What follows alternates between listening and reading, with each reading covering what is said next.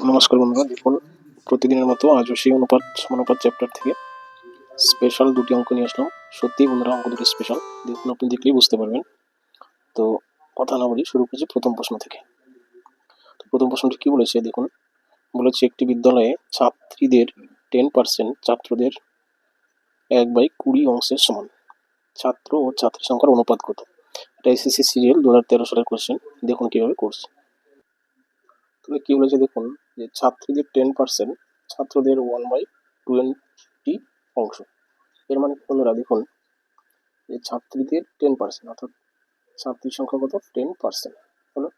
ছাত্র সংখ্যা কত? 1/20%।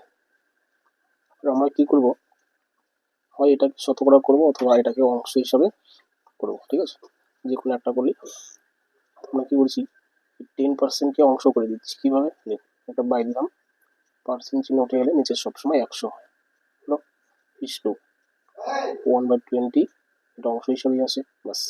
এবার এই অনুপাতটাকে আমরা সরল অনুপাত করবো। কিভাবে দেখুন, দেখলেন জাস্ট একটা শূন্য কাটা, এটার উপরে 1 আছে, এটার উপরে 1 আছে, আমরা সংখ্যাটা উল্টে দিলাম। 10 উপরে চলে গেল, 20 উপরে চলে গেল, নিচে 1 দিলে হবে, না দিলে হবে। এবার দেখুন এই 1 1ও কাটা, তাহলে কি আসলো? 1:2। এটা কি আসলে দেখুন, ছাত্রী ইস্টু ছাত্র, কিন্তু প্রশ্ন করেছে ছাত্র ও ছাত্রীর অনুপাত কত। সেক্ষেত্রে আমরা আনসার লিখবো কত? ছাত্র ইস্টু ছাত্রী সমান সমান 2:1, অর্থাৎ এটাকে উল্টে দিব, ঠিক আছে? কেন? প্রশ্ন যখন ছাত্র কথাটা আগে বলেছে, সেক্ষেত্রে ছাত্রের সংখ্যাটা অর্থাৎ এই যে 2, এটা আগে লিখতে হবে, ঠিক আছে? বাস, তাহলে 2:1 হচ্ছে উত্তর। এটা দেখুন অপশন নাম্বার বিতে রয়েছে, অর্থাৎ অপশন বি হচ্ছে উত্তর। তাহলে চলে আসি বন্ধুরা 2 নম্বর প্রশ্নে। এবং 2 নম্বর প্রশ্নটি কি করেছে, যে এক ব্যক্তি এ বি সি ডি এর মধ্যে কিছু পেন 1/3:1/4:1/5:1/6 অনুপাতে ভাগ করে দিল। সর্বনিম্ন কটি পেন তার কাছে থাকলে সে তার অনুপাতে ভাগ করে দিতে পারবে? এভাবে। আচ্ছা, খুবই সহজ এবং ইন্টারেস্টিং অঙ্কটি, দেখুন কিভাবে করছি।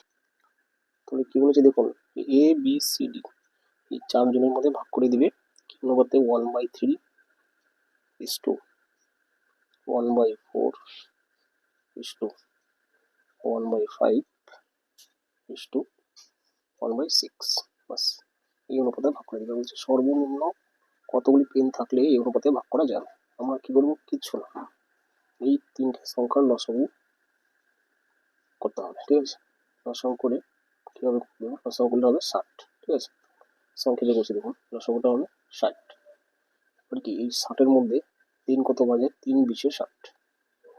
4 কতবার যায়? 4×15=60। 5 কতবার যায়? 5×12=60। 6 কতবার যায়? 6×10=60। বাস, এই সংখ্যা পেলাম। 3, 4, 5, 6 এই প্রত্যেকটা সংখ্যা দিয়ে যদি আমি 60কে ভাগ করি কতবার যায়, সেই সংখ্যাগুলো যোগ করুন, সেটাই বন্ধুরা উত্তর, ঠিক আছে? আচ্ছা, 5 দিয়ে 7 দিয়ে 3 দিয়ে 5, কত হলো? 57। 57টি বন্ধুরা উত্তর, অর্থাৎ টোটাল যদি 57টি পেন থাকে তাহলে এই অনুপাতে ভাগ করে দেওয়া যাবে। তাহলে এটাই হলো এই অঙ্কের ট্রিক্স বন্ধুরা। এটা কিন্তু আপনি যদি মাধ্যমিক পরীক্ষার্থী হন তাহলে এই নিয়মে করবেন না, তাহলে কিন্তু নাম্বার পাবেন না, 1 নম্বর পাবেন উত্তরটা মেলার জন্য, ঠিক আছে? যাই হোক, যদি টিপস দুটি ভালো লেগে থাকে তাহলে অবশ্যই লাইক শেয়ার করবেন, নতুন বন্ধুরা চ্যানেলটি সাবস্ক্রাইব করবেন। থ্যাংক ইউ বন্ধুরা, রাখছি।